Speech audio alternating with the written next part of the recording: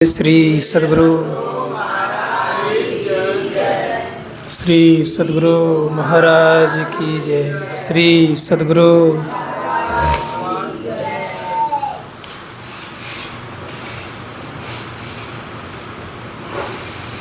अखंडानंद बोधाय शिष्य तापहारिणी सच्चिदानंद रूपाय तस्मै श्री गुरुवे नमः। मंगलमूर्ति सतगुरु मिलवे सर्वाधार मंगलमय मंगल करन बिनवा बारंबार। धन्य धन्य सतगुरु सुखदाय महिमा कहीं न जाए। जो कछु कहूँ तुम्हारी कृपा मोते कछु न जाए। एक बार प्रेम से बोलिए श्री सद्गुरु।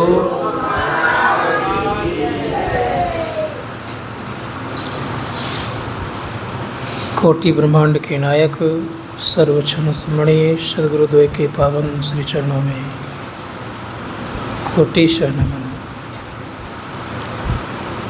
धर्म प्रेमी सज्जनों, माताओं तथा भक्तिमती बहनों,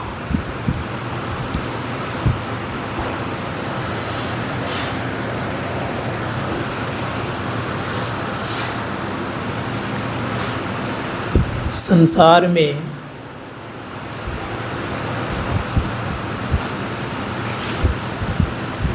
लोग दो तरफ भागते हैं, एक नाम के पीछे, दूसरे रूप के पीछे।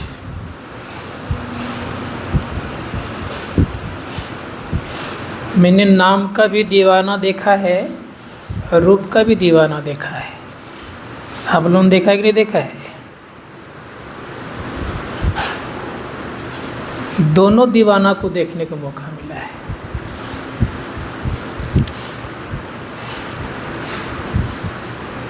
नाम से तात्पर्य होता है यह कि एक ही नाम का दीवाना होता है, सब नाम का दीवाना होता नहीं है।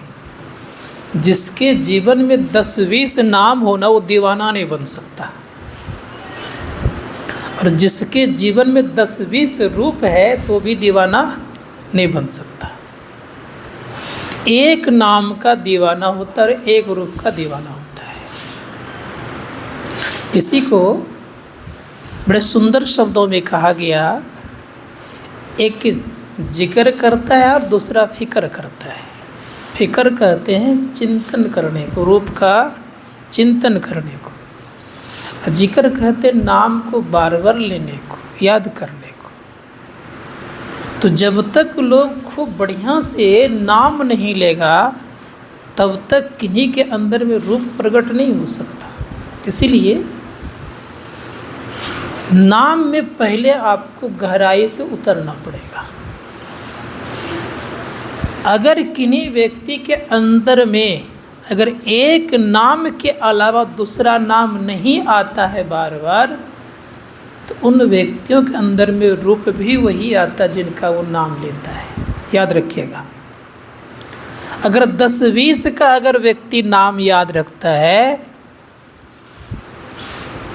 तो वो दीवाना नहीं कहला सकता। और दूसरी बात यह कि उनके अंदर में रूप प्रकट नहीं हो सकता।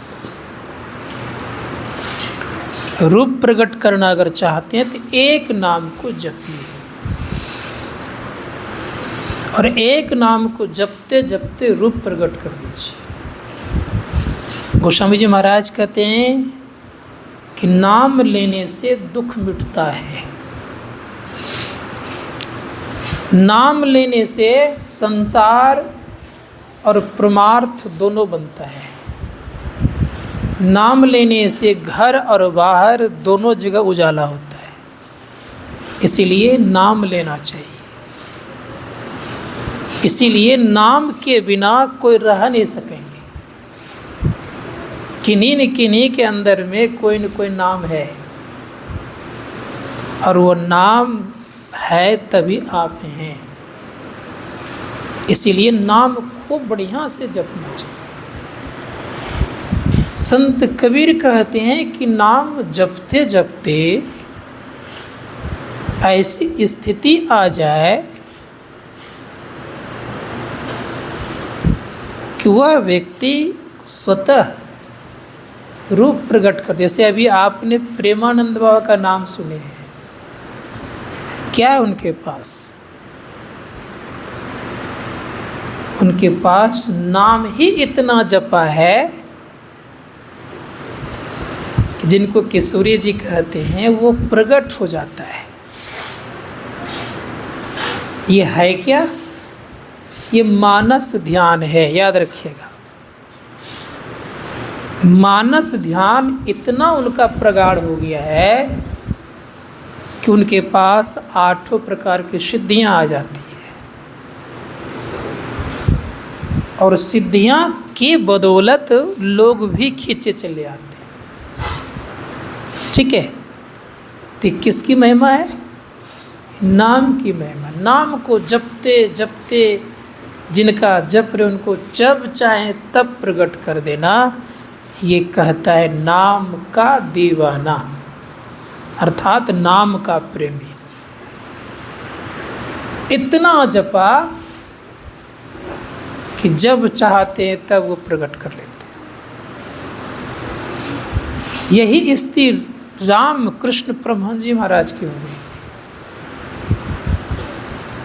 इतना उन्होंने माँ काली को याद किया कि करते करते अब माँ काली के चलते वो रह नहीं पाते। स्थिति क्या बनती? तो माँ काली को कहते भोजन करो, तो भोजन करती थी, अपने हाथ से खिलाते थे और वो भी खाती थी, और माँ काली भी खिलाती थी। नाम की महिमा है। अब जब याद करे तो प्रकट हो जाए। तो ये नाम खूब बढ़िया से उन्होंने इतना याद किया कि प्रकट कर दिया। उसका परिणाम स्वरूप क्या हुआ? अब उनको लगने लगा सजीव के तरह। अब उनको लगने लग गया कि जैसे साधारण व्यक्ति प्रकट रहते हैं वैसे दिखने लगा उनको चारों तरफ। इसलिए संत महात्मा गण कहते कि नाम को जपना चाहिए। मीराबाई कहते जित देखूं तित श्याम मैं, जिधर देखती हूँ उधर क्या दिखता है? हम लोग को जिधर देखते उधर गुरु महाराज दिखते हैं क्या? जित देखूं तित श्याम में, ये क्या है? मानस ध्यान। क्या है ये? मानस ध्यान है। जिधर देखती हूँ उधर केवल श्याम ही श्याम दिखता है का ऐसी स्थिति जब आती है तो धर्मशास्त्रकार कहते कि नाम को उन्होंने जाना है, इसीलिए ऐसी स्थिति हो रही है। संत कबीर साहब कहते हैं कि मूल ध्यान क्या है? कबीर साहब ने कहा मूल ध्यान गुरु रूप है। मूल पूजा क्या है? का मूल पूजा गुरु पाँव। मूल मंत्र क्या है? का मूल मंत्र गुरु वचन है। अब मूल सत सत भाव। मूल में ही अगर भूल रहेगा तो दृष्टि योग क्रिया जो चाहेंगे करना होगा। मूल ही नहीं बना है तो दृष्टि योग कैसे होगी? इसीलिए क्या करना होगा? तो पहले जपिए, जपते जपते देखे होंगे गांव देहात में कोई मंत्रिया है, मंत्र को सिद्ध करता है। क्या करता है? सिद्ध से तात्पर्य हो गया कि जिसका वो मंत्र पुकार रहा है वो उस में तल्लीन है, उसी के अधीन वो मंत्र उसके अधीन हो जाता है। तो हम लोगों का मंत्र जप होता नहीं, हम मंत्र ही जप नहीं होगा तो रूप कैसे प्रकट होगा? इसीलिए खूब बढ़िया से जपना चाहिए। जब रामकृष्ण परमहंस जी महाराज का पूरा ये हो गया तो माँ काली के मन में हुआ कि मेरा रूप तो ये देख रहा है ठीक ठीक, अगर यहीं ठहर के रह गया तो मेरे स्वरूप को नहीं जान पाएगा। तो उसने क्या किया? तो तोतापुरी महात्मा को आवाहन किया। वो भी तंत्र ज्ञान में मजबूत थे, उनकी चढ़ाई बहुत ऊंचाई तक हो गई थी, उनके पास दृष्टि योग था। तंत्र मतलब ये नहीं समझिएगा कि तंत्र मंत्र जादू टोना, ये नहीं समझिएगा, ये शब्द ही अलग में प्रयोग कर रहा हूँ। तो उस शब्द में वो निपुण हो गए। तो तोतापुरी उस समय के सिद्ध महात्मा थे इस ज्ञान में, तो उनको आवाहन किए तो वो आ गए। और जब आ गए वो तो नदी किनारे में बैठे हुए हैं। अब ये बेचारे उसी समय इनको नहाने के लिए, स्नान करने के लिए मन में प्रवृत्ति जगी कि मुझे नहाने जाना है। देखिए कैसे लोग जगाते हैं प्रवृत्ति, अपने भक्त को कैसे वहाँ तक पहुँचाते हैं। अब माँ काली के कथनानुसार गए वो नहाने के लिए, क्योंकि वो उठते थे, माँ उठाती थी तब उठते थे। ऐसे माँ रामकृष्ण परमहंस जी महाराज थे, माँ काली उठाती थी, जिस तरह बच्चे को उठाते हैं ना, उसी प्रकार से माँ काली स्वयं उठाती थी तब वो उठते थे। तो माँ काली उठाए गया, स्नान करने बेचारे वो गए तो तोतापुरी कहते हैं गदाधर तुम दीक्षा ले लो। कहा मैं दीक्षा क्यों लूँगा, दीक्षा मुझे लेना क्यों है, मुझे साक्षात माँ काली दर्शन देती है। का एक बार समझ बुझ लो, दीक्षा ले लो। का माँ से पूछूंगी, माँ से पूछूंगा तब दीक्षा लूँगा। अब माँ से मतलब रामकृष्ण परमहंस जी महाराज का माँ काली से पूछने के लिए वो गए। और जब काली से पूछने के लिए वो गए तो माँ काली कहती हाँ तुम्हारे लिए मैंने उनको बुलाया है, दीक्षा ले लो। अब दीक्षा ले लिया, ध्यान करने बैठे, दृष्टि योग क्रिया करने बैठे ना, माँ काली ही आ जाती थी। अब सब दिन जो रूप को देखा है उसको छोड़ना आसान है? छूटेगा? तोतापुरी ने कहा कि उसको खंड कर दो। हिम्मत नहीं हुआ खंड करने का। अपने इष्ट का खंड कर पाइएगा? है कि नहीं में हिम्मत? अब वहाँ क्या कर रहा है? खंड कर दो। नहीं हिम्मत हुआ।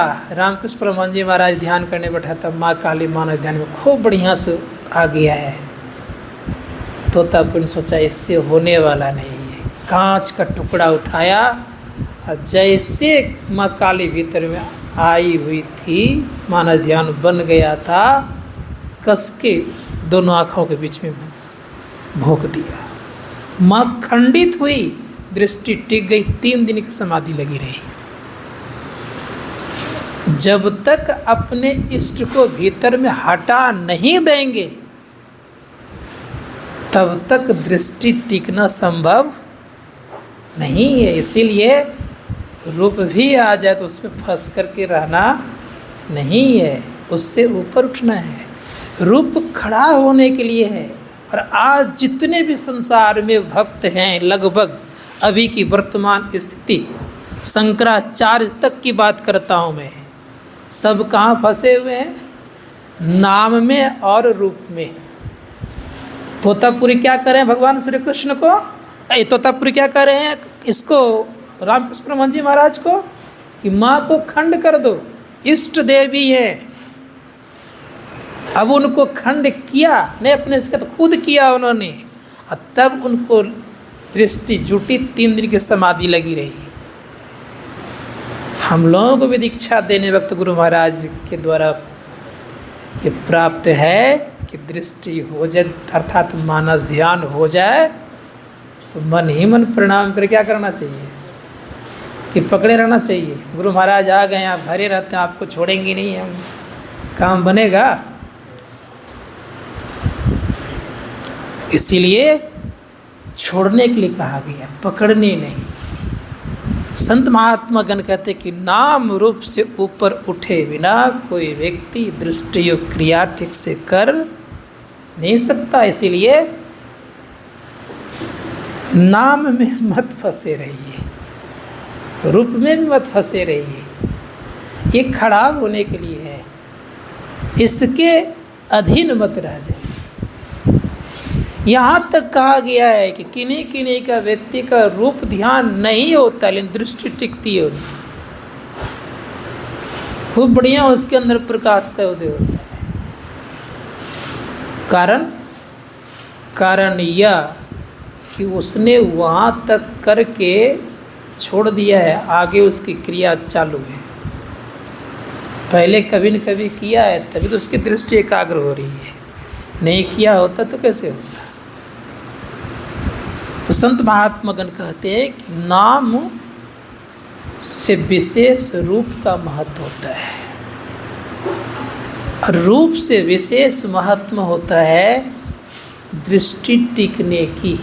इसलिए गुरुदेव कहते हैं, दृष्टि युगल कर अंगुल द्वादश पर, दृढ़ थिर धरु ठहराई, दृढ़ता पूर्वक ठहरिए। उसके पहले कहते हैं, गुरु भेदी का चरण सेव कर, भेद भक्त पा लेता है। यहाँ तक तो भेद पा लिया, रहस्य को प्राप्त कर लिया। क्या करके? गुरु भेदी का चरण सेव कर, भेद भक्त पा लेता है उनकी सेवा करके। इसीलिए गुरु माया ने कहा, गुरु की भक्ति साधु की सेवा, बिनु नहीं कछु पाई। दोनों बात कहा, गुरु की भक्ति और साधु की सेवा, दोनों चीज़ चाहिए। और दोनों में से केवल एक ही काम करते रहे तब क्या हाल होगा? हम साधुओं की सेवा ना करें, गुरु की सेवा करते, काम चल जाएगा? वहाँ क्या कहा? गुरु की भक्ति साधु की सेवा, बिनु नहीं कछु पाई। अब गुरु नहीं मिले, रोज तो गुरु महाराज नहीं आएंगे, आपके क्या आएंगे? साधु भी रोज आपकी नहीं, क्या करिएगा आप? आज आप लोगों से पूछता हूँ, क्या करिएगा? इनकार है, गुरु की भक्ति साधु की सेवा, बिनु नहीं कछु पाई। संत कबीर साहब उत्तर देते, कहा सुनो, अगर जिनके जीवन में ऐसी स्थिति नहीं है तो क्या करना चाहिए? नियम कहता है कि मानस ध्यान को ठीक से उगालना चाहिए। गुरु की भक्ति हो गई, अब साधु नहीं मिले तो क्या करना चाहिए? संतों ने कहा कि अगर साधु नहीं मिल पा रहा है, मानसिक पूजा साधु कर लीजिए। जैसे जैन धर्म में एक प्रथा है कि प्रत्येक दिन साधु को खिला करके भोजन करना। समझ पा रहे हैं? कहाँ से रोज साधु मिलेगा?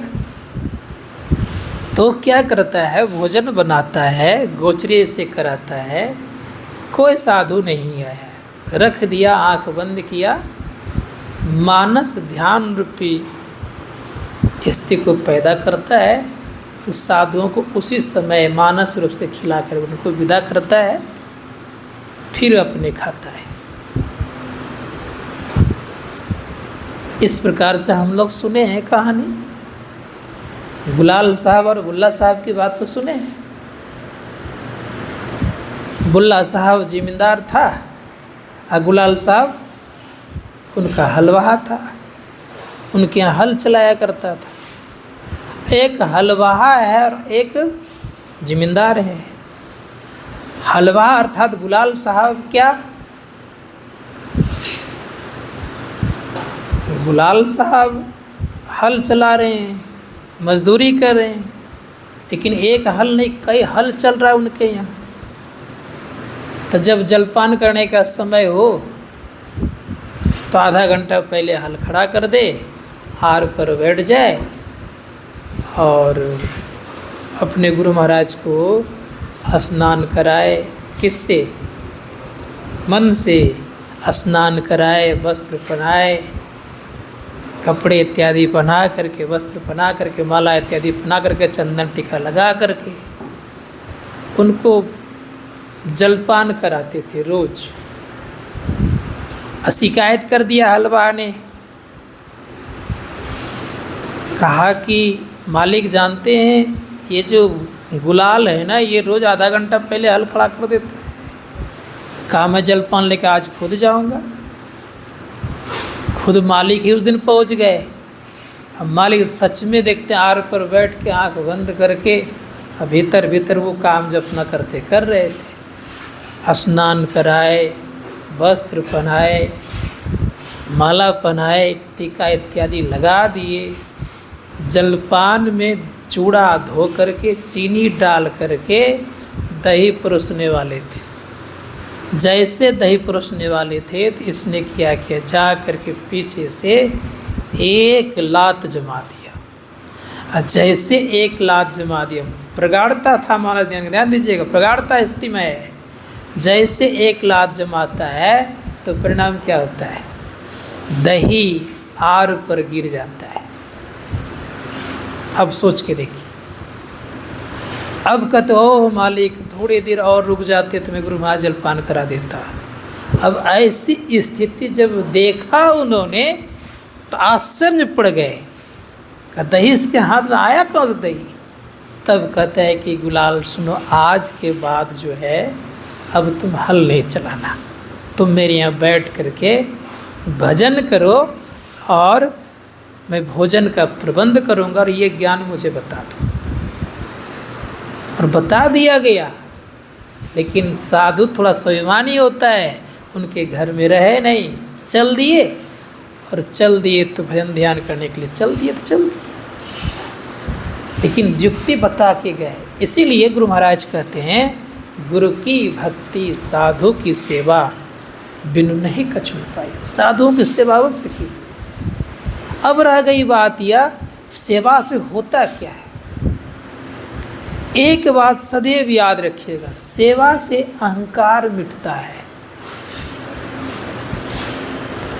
अगर सेवा नहीं करेंगे तो अहंकार बना रहेगा शरीर।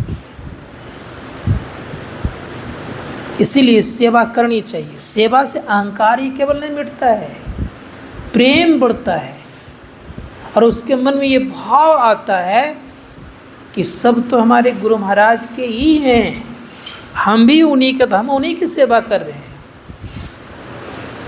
सेवा से और क्या होता है तो इसको आज जानना चाहिए। सेवा से सद्गुण आता है। साईं सुंदर महाराज कहते हैं सेवा से सद्गुण है आते, जिसमें सेवा भाव नहीं साही सुख चैन कहाँ होगा। सेवा से सद्गुण आता है। महर्षि में परमहंस जी महाराज कहते हैं कि सेवा करोगे तो मेवा मिलेगा। उनकी वाणी है कि सेवा से मेवा मिलता है। जितना अधिक सेवा करोगे उतना आप आगे बढ़ोगे। अब आप बताइए कि अधिक सेवा करने से क्या होता है। अब मैं बता रहा हूँ। महर्षि परमहंस जी महाराज गुरु महाराज की तरह गहरे गुफा में बैठ के ध्यान नहीं किए। इन सेवा किए। तो कहते क्या थे गुरुदेव? गुरुदेव कहते थे आप सेवा करते हैं, मैं आपके लिए ध्यान करता हूँ। बात समझ आ रही है? आपकी सेवा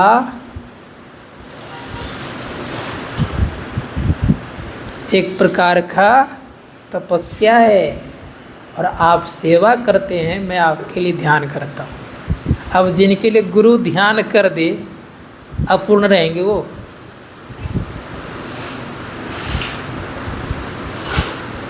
अपूर्ण रहेंगे। कौन ध्यान कर रहे हैं? क्या कहा? आप सेवा करते हैं, मैं आपके लिए ध्यान करता हूँ। तो सेवा से प्रसन्न किया गया कि नहीं किया? प्रसन्न जाओगे तो क्या नहीं मिलने वाला है? इसीलिए कहा सेवा से सद्गुण है आते, जिसमें सेवा भाव नहीं साई सुख चैन कहाँ होगा। इसलिए सेवा चाहिए। गुरु नानक देव जी महाराज का जो द्वितीय संप्रदाय के जो द्वितीय आचार्य हुए,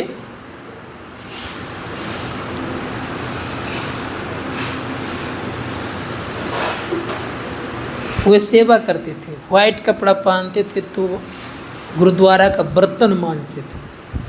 अब बर्तन मांजते मांजते मांजते मांजते काला हो जाता था पूरा शरीर। तो लोग कहते थे कि आप बर्तन मांजते हैं, काला कपड़ा हो जाता है, और आप तो अच्छे परिवार में से हैं, फिर भी ऐसा काम क्यों करते हैं? तो कहते थे कि हम तो बाहर का काला न साफ करते हैं, अब वे भीतर का काला साफ करते हैं। तो सेवा से भीतर का काला साफ होता है, याद रखिएगा। इसलिए सेवा से सद्गुण है आते। इसीलिए तन मन धन सब अर्पण करूँ, गुरुपद सेव करूँ। एक पंक्ति ये कही गई, तन मन धन सब अर्पण, गुरुपद सेव। तन भी, मन भी, धन भी, ये तीनों जब अर्पण करता है तो क्या होता है उसके अंदर में? अहम खत्म। इसीलिए कहा गया यह तन विष की बेलरी, गुरु अमृत की खान, शीश दिए जो गुरु मिले तो भी सस्ता जान। अहंकार को जल्दी दे नहीं सकता। अहंकार के चलते देखते हैं क्या क्या होता है संसार में। और शीश से तात्पर्य अहंकार देना। जो व्यक्ति अहंकार को समाप्त कर देता है, और अंतिम इंद्रियां है अहंकार, याद रखिएगा। 14 इंद्रियां में मन बुद्धि चित्त अहंकार, ये अहंकार समाप्त हो जाए तो मन समाप्त है। अहंकार जल्दी मिटता नहीं है, और अहंकार किधर से कब आ जाएगा पता भी नहीं चलेगा आपको। मोटा मोटा अहंकार तो दिख जाता है, लेकिन महीन अहंकार दिखता नहीं है, और समझ भी नहीं पाएंगे महीन अहंकार आप अपने से खुद। अगर सच्चे महापुरुषों के संग में आप नहीं हैं तो महीन अहंकार नहीं समझ पाइएगा। महीन अहंकार इतना खतरनाक होता है कि नीचे सीधे गिराता है। और भगवान श्री कृष्ण ने कहा है कि अहंकारी पुरुष का अहंकार के शिखर पर ले जाता हूँ और उसको ऐसे गिराता हूँ उसका नामो निशान मिटा देता हूँ। आपको एक बात बताता हूँ।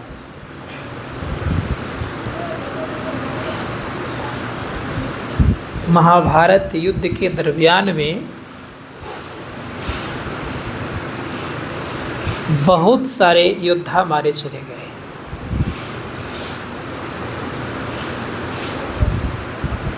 बहुत सारे योद्धा मारने के बाद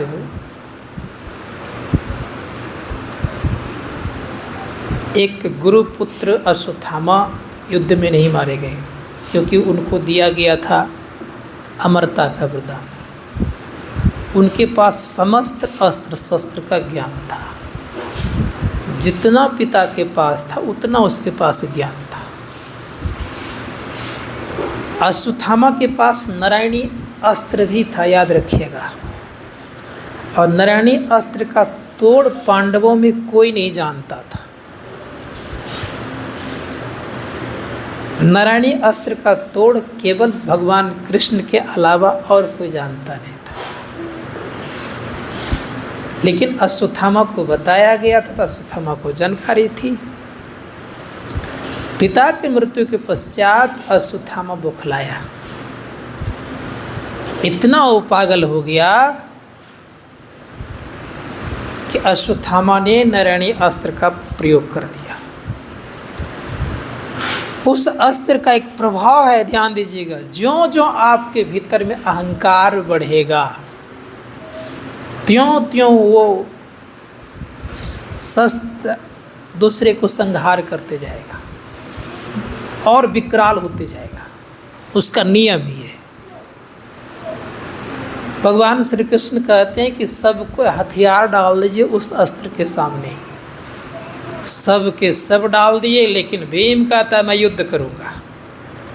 अब ज्यों ही युद्ध करना प्रारंभ करे तो और वो विकराल होता जाए। भगवान श्री कृष्ण कहते हैं आप मानते क्यों नहीं है? सब के सब डाल दिए हथियार, क्या सबको सामर्थ्य नहीं लड़ने का? कहा मैं लड़ूंगा। लड़ते गए, विकराल रूप धारण करते गए और वो संहार करते गए। बहुत संहार हो गया।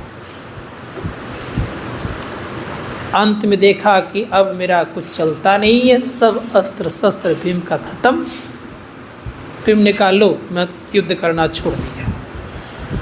युद्ध करना छोड़ दिया, ये बोल तो दिए आप, लेकिन मन में तभी है ना आपके अंदर में, भीतर में हम है ना आपके अंदर में। जब तक भीतर से आप खत्म नहीं करेंगे तब तक वो विकराल रूप को त्यागेंगे नहीं। रथ पर से उतर गए तब भी भीतर चल रहा है कि मैं युद्ध करूंगा, और जब तक ये मन में रहा तब तक विकराल रूप उनका खत्म, अर्थात उस अस्त्र का खत्म नहीं हुआ। और जब अंत में हाथ जोड़ करके समर्पित हुआ तब स्वतः वह अस्त्र विलय हो गया, अर्थात समाप्त हो गया। सबका बाल सब बच गए। तो जब भक्ति के दरमियान में यही स्थिति होती है, ज्यों ज्यों आपके भीतर में थोड़ा भी अहंकार रहेगा तो भक्ति क्या होगी? नष्ट होती चली जाएगी। इसीलिए सूक्ष्म अहंकार को समझना पड़ेगा। सूक्ष्म अहंकार इतना बारीक होता है, इतना बारीक होता है कि नहीं समझ पाइएगा। इसीलिए संत महात्मागण कहते हैं कि इससे बचो। और इससे कैसे बचोगे? तो कहा गुरु के सहारा लेकर के, दूसरा कोई उपाय संसार में नहीं है। इसीलिए हमारे गुरु माने गुरु बल तरु। किसके बल? गुरु के बल होना चाहिए। संसार के समस्त बल फीके पड़ जाएंगे, लेकिन गुरु के बल कई फीके नहीं पड़ते हैं। आप लोगों को कथा तो मालूम, बहुत बार सुन चुके हैं, मस्किनिया वाला और एक घसियारा वाला कहानी मालूम आप लोगों को है। मस्किनिया क्या करता था?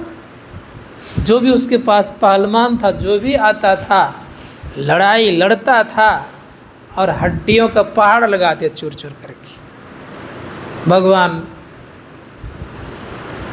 की बात को मानने को तैयार नहीं होता था वो। उसके पास भगवान की कोई बातें नहीं होती थी, सबकी हड्डियों का पहाड़ लगा दिया था। उस समय गुरु नानक देव जी महाराज थे, सत्संग चल रहा था, उसमें सेठ महासेठ सब कोई सब बैठे हुए थे। सत्संग समाप्त होने के पश्चात जब जाने लग गए तब कहते हैं कि मुझे 500 रुपये की आवश्यकता है। वो जो घसियारा नाम करके एक सत्संगी है, वो घास काट के जीविका चलाता है, उसको कह देना। अब सेठ जाके कहता है देखो जी तुम गुरु महाराज याद किए 500 रुपया मांग रहे तुमसे। अब वो घास काट के जीविका चलाने वाले उस ज़माने में 500 रुपया कहाँ से पाएगा वो? लेकिन उसने बोर्ड को पढ़ के रखा था कि हाथ मिलाने का 500, अब पटक देने पर मुँह मांगा इनाम, जो कहेंगे वही। तो कहा हाथ मिला देंगे हम ऊपर चले ही जाएंगे, कम से कम पैसा चला जाएगा गुरु महाराज के पास। यही भाव था उनके अंदर। परिणाम क्या हुआ? गया वहाँ बोर्ड पड़ा हुआ था, ललकारा, तो मस्किनिया का तो मरने की जगह तुमको कहीं नहीं मिली जो यहाँ आ गया, क्योंकि शरीर पे मांस ही नहीं था, पतला दुबला था देखने में, उसमें से एक भी दिखता नहीं आपको, वैसा था, इतना पतला था कि मांस ही नहीं शरीर पर था, हड्डी केवल थी। अब क्या करता है बेचारा, तो मस्कनिया ऊपर से नीचे देखता है, फिर कहता तुमको मरने की जगह कहीं नहीं है। तो बगल में एक दरमान था, खा मत हाथ उत मिला मर जाओगे, कितना पैसा जरूरत है, कहा 500, कहा मेरे पास 400 रुपया है, कहा तब तो नहीं होगा 500 रुपया चाहिए मुझे, कहा तब जो करना है करो। तो मस्किनिया आया, उधर से नवाब भी आया, नवाब पाल के रखा था, और लोग आए देखने के लिए, हाथ मिलाने के लिए, ऐसा आया है बेजोड़ी की जोड़ी, बेजोड़ी ऐसा आया है कि उसको देखने में बहुत भीड़ हो गई। अब वो क्या करता है, दंड बटी कसरत करता है तो शरीर का बल बढ़ता है, बल को बढ़ाया। अब ये बेचारे गुरु को याद करते हैं, हाथ मिलाया, एक झटका कस के खींचा, ये घास काटने वाला 4 चित्त हो गए, उसके ऊपर जाकर बैठ गया। नवाब उछल पड़ा, कहा मस्किनिया क्या हो गया आज तुझे। मस्किनिया कहता है कि मुझे तो गुरु का बल है, मुझे तो अपना शरीर का बल है, इसको गुरु महाराज का बल है। गुरु महाराज के बल के सामने कोई बल टिकता है, संत महात्मा गुरु बल के सामने कोई बल काम करता नहीं। इसीलिए तरने का साधारण सोपा है गुरु बल, दूसरा कोई बल काम नहीं करेगा। संत महात्मा गण कहते हैं कि जिनके जीवन में गुरु बल है ना, बड़ा से बड़ा काम हो जाता है। जिनके जीवन में गुरु बल है ना, तो कोई काम उनका फीका होता ही नहीं, कोई काम रुकता ही नहीं है, सब काम होता है। इसीलिए कोई बल रहे या ना रहे, लेकिन गुरु बल को अपने पास रख लीजिएगा, समस्त काम बनते रहेगा। लेकिन गुरु से आप दूर रहेंगे तो कहाँ संभव। इसीलिए मैं कह रहा था, नाम और रूप गुरु को प्रकट कर लीजिएगा, संपूर्ण संसार कार्य संपादन होने में देर नहीं लगेगी। इसीलिए सुंदर शब्दों का प्रयोग किया है गुरु नानक देव जी ने। कहा उन्होंने, उनकी वाणी है, गुरु की मूर्ति हृदय बसाऊं, जो इच्छा सोई फल पाऊं। जो गुरु की मूर्ति को हृदय में बसा लेता है, जो इच्छा करता उसकी पूर्ति हो जाती है। इसीलिए गुरु बल चाहिए। चरणदास जी महाराज ने कहा कि गुरु की जो मूर्ति है वो कल्प वृक्ष और काम धेनु है। इसीलिए उन्होंने कहा, कल्प वृक्ष गुरुदेव मनोरथ सब सरय, काम धेनु गुरुदेव क्षुधा तृष्णा हरय। काम धेनु और कल्प वृक्ष दोनों काम करता है। इसलिए गुरु की मूर्ति को उगा लीजिए जीवन में, देखिए कितना आसान जीवन हो जाएगा आपका, सरल काम संसार में आपका बन जाएगा। तो मानस ध्यान से विशेष होता है दृष्टि योग की क्रिया। धर्मशास्त्र कार्य करते दृष्टि योग क्रिया क्या है? दृष्टि योग क्रिया कोई विशेष क्रिया नहीं है, इतने याद रखिएगा। है क्या ये? दृष्टियों का एक खेल है और कुछ नहीं है। ज्यों ही दृष्टि आपकी टिकेगी तो स्वतः प्रकाश होगा। जैसे उदाहरण दे रहा हूँ, इस घर में समझिएगा थोड़ा बढ़िया से, इस घर में केवल प्रकाश ही प्रकाश है और वो दरवाज़ा बंद है। वो दरवाज़ा खुलेगा तो क्या दिखेगा? क्या दिखेगा? प्रकाश ही प्रकाश दिखेगा। आप लोग कभी तारामंडल गए हैं देखने के लिए? कभी कहीं देखे हैं ना? अंधेरा रहता है और खुलते ही क्या दिखता है? तारा ही तारा। उसी का तारा सूर्य चांद रहता दिखते रहता है ना। लेकिन दिखता कितना बड़ा है, छोटा सा घर में दिखता कितना बड़ा हो, लगता आकाश, संपूर्ण आकाश आगे ऐसे में। उसी प्रकार संत महात्मा गण कहते हैं कि वो द्वार ही ऐसा है, उस द्वार से जो गुजरता है, जो ही प्रवेश करता है, तो गुरुदेव ने कहा पीली नीली लाल सफ़ेदी स्याही सन्मुख आता है, छट छट छट छट बिजली छटके, भोर का तार दिखाता है। क्या ये दूसरे का है कि आपका अपना है? किसका है ये? अपना है। अपने चीज को आप नहीं देख पा रहे हैं, दूसरे की चीज को कहाँ से देख पाइएगा? इसीलिए संत महात्मा गण कहते हैं अपने चीज को देखने का चेष्टा करना चाहिए। अब दूसरों के चीज़ों को देखने का प्रयास कीजिएगा तो कोई लाभ होने वाला नहीं है। बहुतों ने दूसरों को चीज़ों को देखा, क्या हुआ? सब के सब चले गए।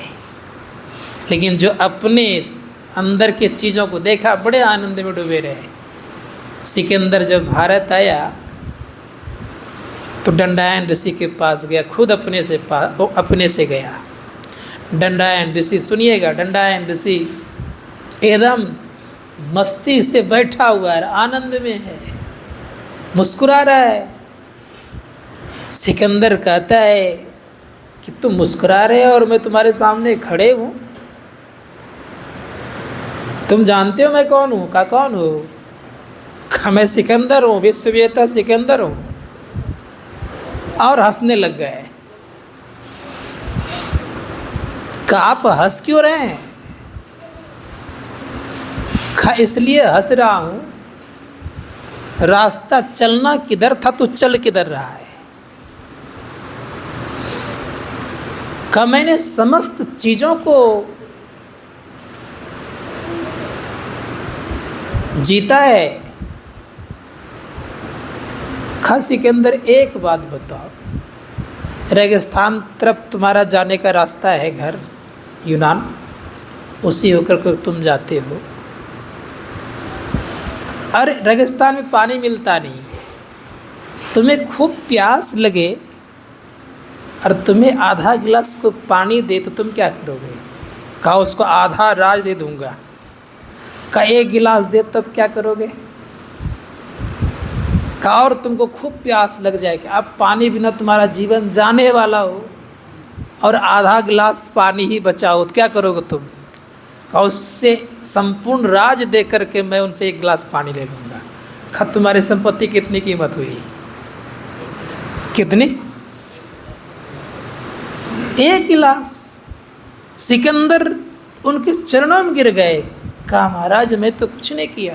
कहा इसीलिए मैं हंस रहा हूँ, आनंद में हूँ कि तुमने बाहर के चीज़ों को देखा, मैं भीतर की चीज़ों को देख रहा हूँ, इसीलिए आनंदित।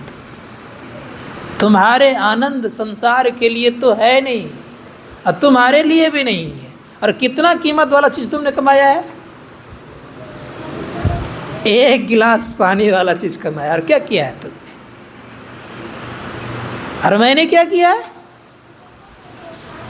ठंडा ने मैंने क्या किया है? अगर मैं चाह लूँ मगर कभी पानी नहीं भी पीऊँ तो मेरा पानी कुछ बिगाड़ नहीं सकता है। अगर मैं भोजन ना करूँ तो मेरा कोई भोजन कुछ बिगाड़ नहीं सकता है। लेकिन तुम्हारी क्या हालत होगी बताओ? एक गिलास पानी में क्या हो गया? क्या हो गया? इसीलिए संत महात्मा गण कहते हैं कि संसार में कुछ भी बन जाइए तो एक गिलास पानी मात्र की जिंदगी है, आपकी कमाई है, सीधा कुछ नहीं है। सिकंदर ऐसे व्यक्ति जब एक गिलास पानी के लिए वो अपने को कबूलनामा सारा कर लिए तो आपकी क्या उनके सामने भाई? इसीलिए संत महात्मा गण कहते हैं गुरुदेव की वाणी में, खोजो पंथी पंथ तेरे घट भीतरे, तू अरु तेरो पी भी घट ही अंतरे, कहीं बाहर नहीं। इसीलिए प्रयास कीजिए कि अपने अंदर में चलिए और उसी प्यास की तरफ बढ़ते जा रहे हैं हम लोग। किधर? जिधर प्यास कभी बुझती ही नहीं है। बुझती है क्या? किन्हीं की प्यास बुझ गई क्या? नहीं। कोई है धनबाद की प्यास उसकी बुझ गई है? बता दें मुझे, उसके यहाँ जाएं हम, मिलने के लिए उससे इच्छा हो जाएगी मेरी। किन्हीं की प्यास बुझी है क्या संसार में, धनबाद में? इसीलिए संत महात्मा गण कहते हैं छव कोई रहे किन्हीं की प्यास बुझ नहीं सकती। किन्हीं की तृष्णा गई है क्या? इसीलिए राजा भर्तृहरि ने बड़ा सुंदर शब्द कहा है उन्होंने, का तृष्णा तो हुई न बूढ़ी, हमें बुढ़ापा चाट गया। किसी की तृष्णा बूढ़ी होती है क्या? बुढ़ापा ही उसे खत्म कर देता है। इसीलिए संतों ने कहा वह धन कमाइए जिस धन से जीवन बनता है, जीवन बनता है वो धन कमाइए। वो धन साथ जाने वाला है और उसके लिए क्या करना पड़ेगा? कुछ ज़्यादा विशेष करना नहीं है, केवल अपना पथ मतलब रास्ता खोज लीजिए,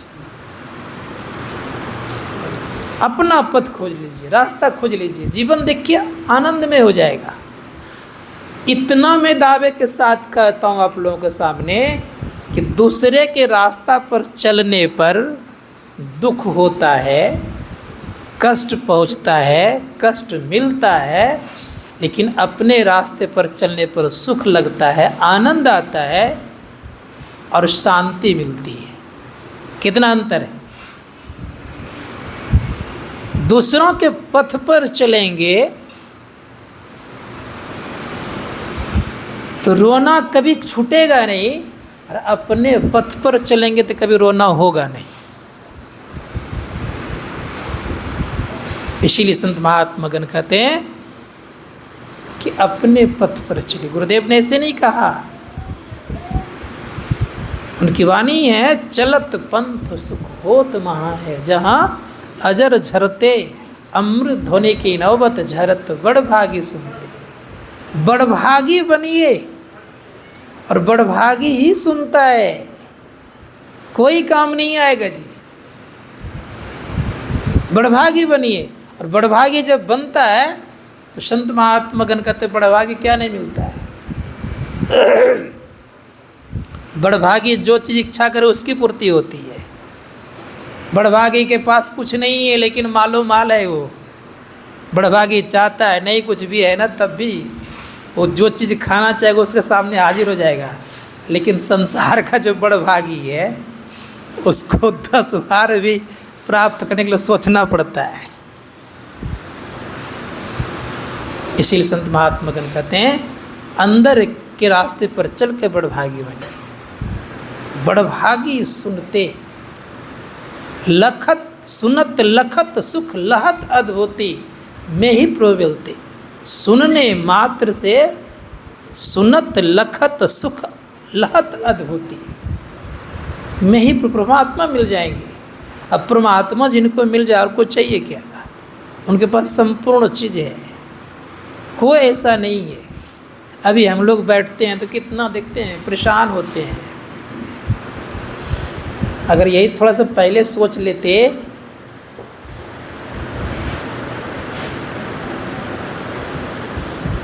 कि कहीं बाद में ऐसी स्थिति आ रही है, बैठने में दिक्कत हो रही है, थोड़ा सा बचपन से अभ्यास किए होते तो ये हाल नहीं होता, सब दिन बैठते रहते। इसीलिए बैठने का अभ्यास बनाइए। और बैठिए तो कैसे बैठिए? गुरुदेव कहते हैं धड़ गर्दन मस्तिष्क को सीधा करके बैठिए। अब बैठते ही नींद आ जाए तब क्या करिएगा? सही बता रहा हूँ आपको। बाबा फरीद हो गए थे, उनको भी कभी कभी नींद आती थी। तो जानते हैं ये दोनों आँख में 16 क्विंटल नमक डाल दिया था।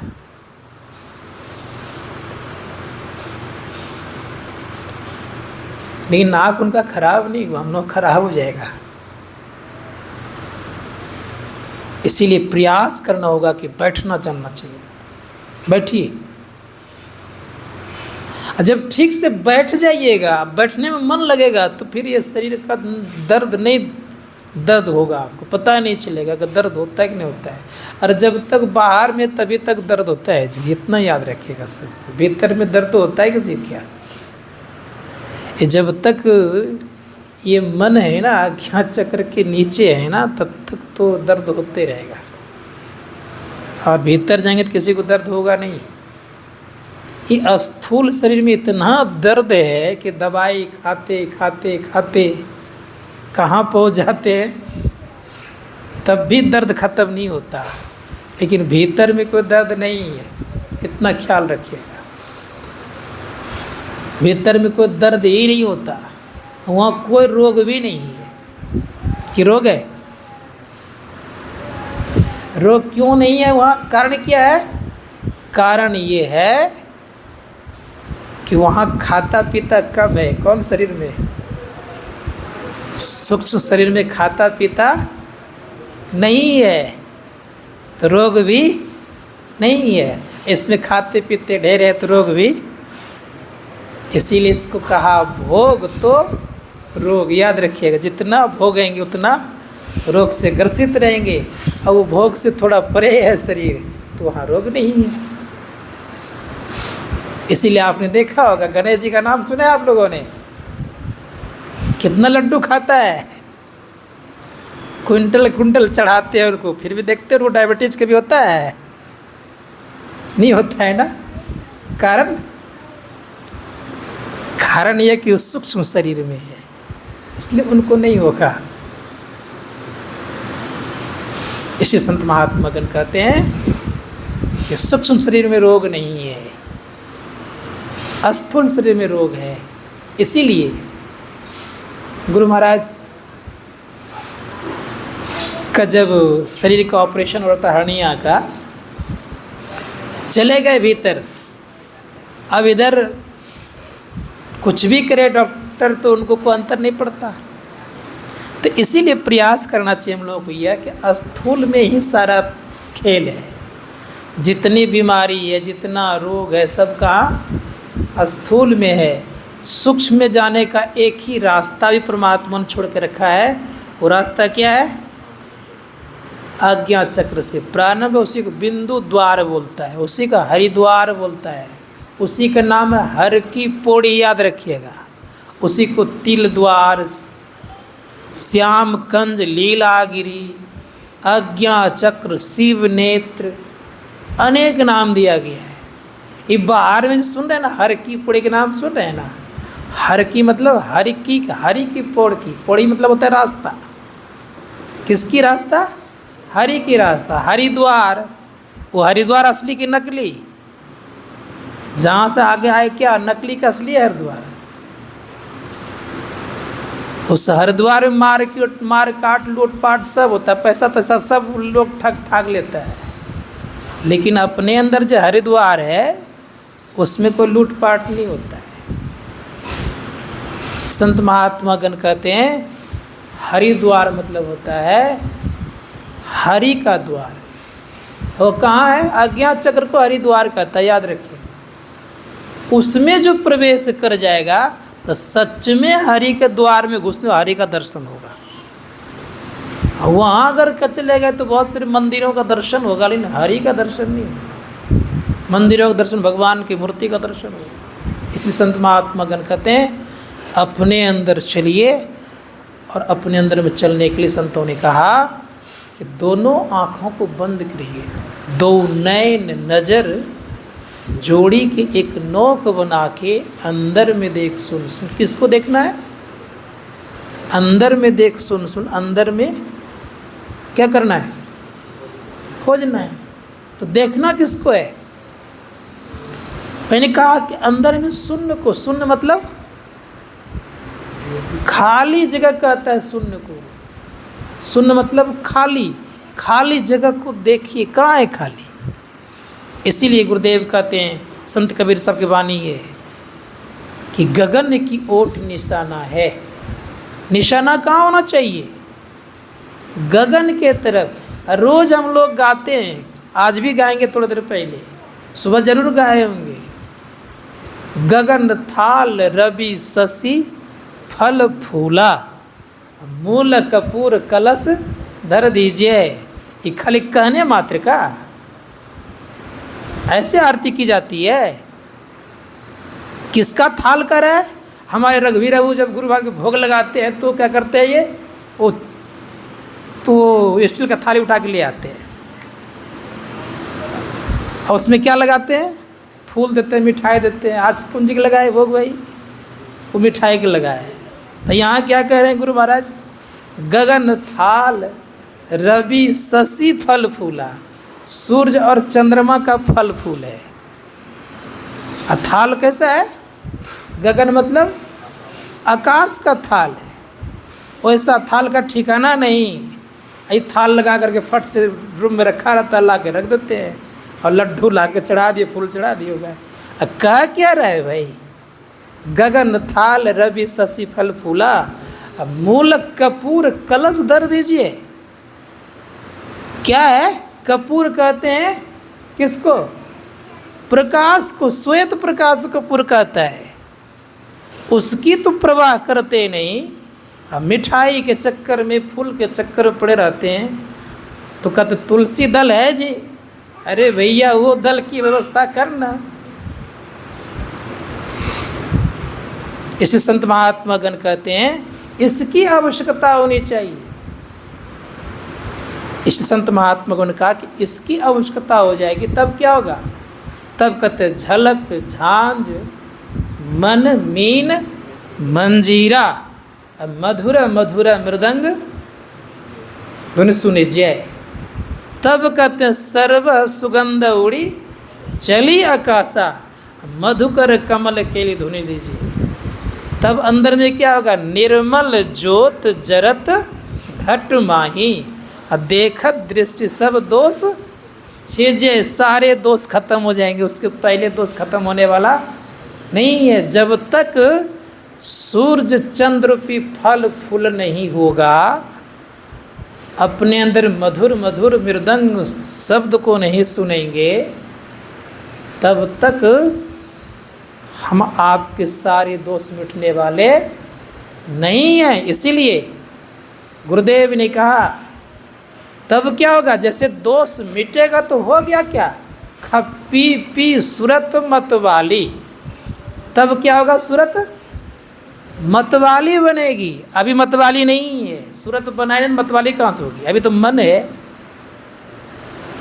तब कहते पी पी सूरत हो तो मतवाली, चढ़ी चढ़ी उमगी अमीर रस रीजय। अर्थात तब उसके अंदर में आनंद आएगा।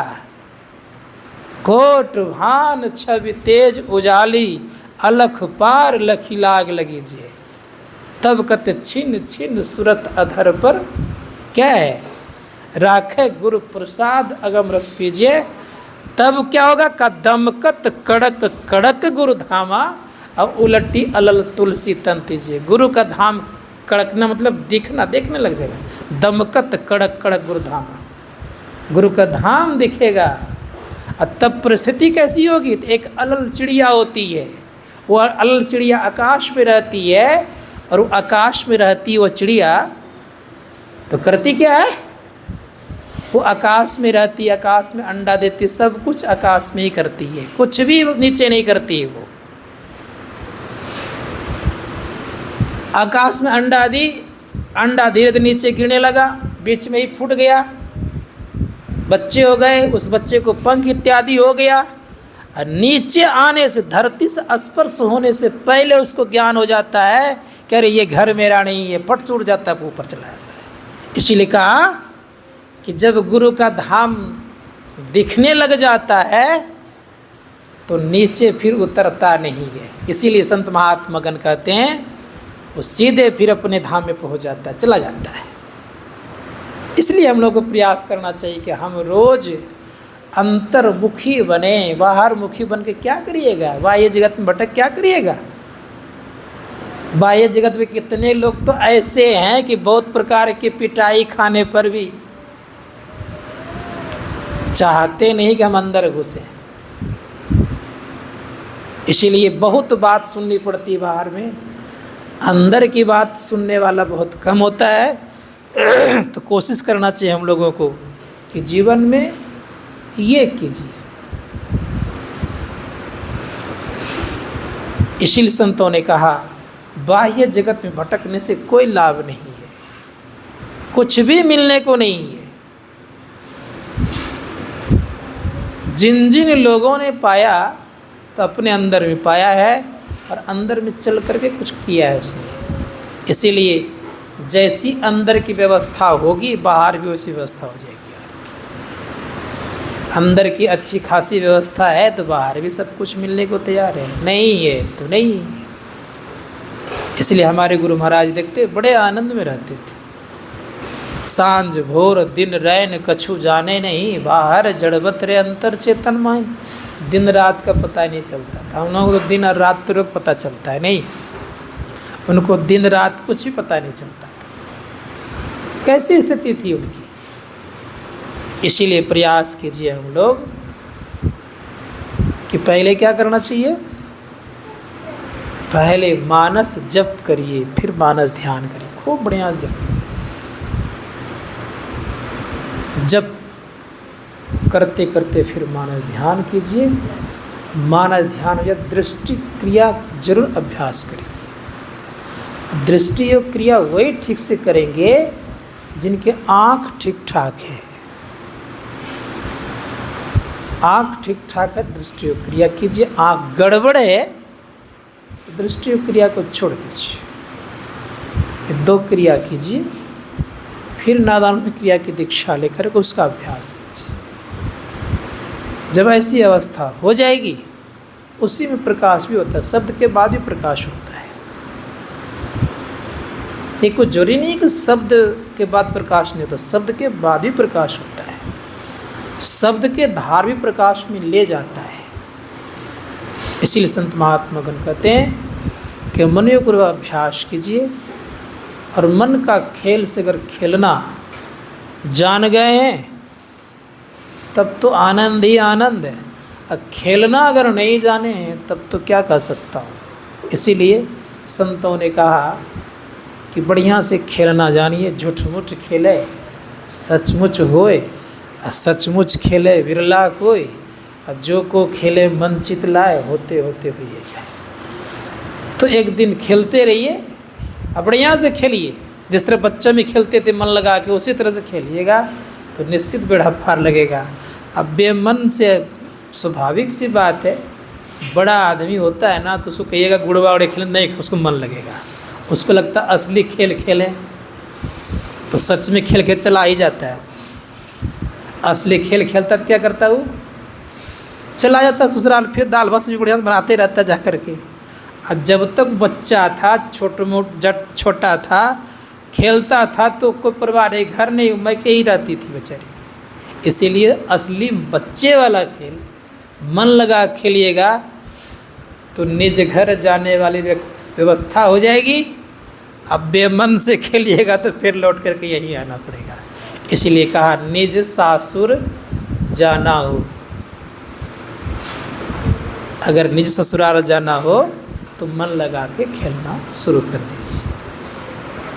दिन 10 नेहरवा खेली ले, निज सासुर जाना हो। मन लगा के खेलिएगा तो निश्चित है कि अपने एक दिन उधर पहुंच जाइएगा। अब बेमन से खेलेगा तब तो फिर यहीं रहना पड़ेगा, आना पड़ेगा। इसके लिए अभ्यास रोज कीजिए। जितना अभ्यास मनोयोगपूर्वक करेंगे उतना अच्छा रहेगा। बोलिए प्रेम से श्री सद्गुरु। कल किनके यहाँ सत्संग बोल दीजिए भाई।